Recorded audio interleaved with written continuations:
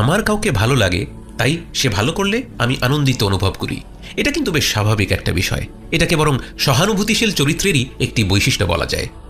কিন্তু সমস্যাটা শুরু হয় যখন এই সমর্থন ধীরে ধীরে অন্ধ ভক্তিতে রূপ নেয়। ঠিক তখনই আমরা নফসের কাছে আমাদের নিয়ন্ত্রণ আস্তে আস্তে হারাতে থাকি। এই ব্যাপারটা কিন্তু লক্ষ্য করা যায় রাজনীতির ক্ষেত্রেও। আমরা শুরুতেই মনের ভেতর কিছু দেয়াল তুলে নেই, নির্ধারণ করে ফেলি কে আমার পছন্দের দল আর কে চিরশত্রু।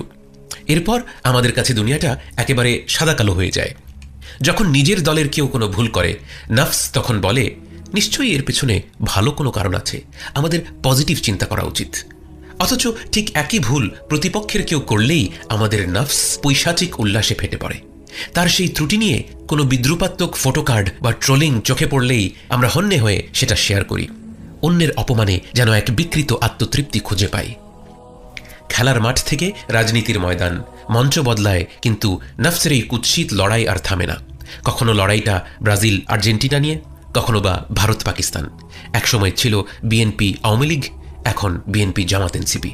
নানা ভাগে বিভক্ত হয়ে যাওয়া আমাদের এই সমাজকে আরও উস্কে দেওয়ার পেছনে সোশ্যাল মিডিয়া অ্যালগোরিদম আর গুজব ও মিথ্যা কথার যেমন অবদান রয়েছে, যা নিয়ে আমরা আগের 2 পর্বে আলোচনা করেছি, তেমনই অবদান রয়েছে আমাদের নিজেদের নফসের।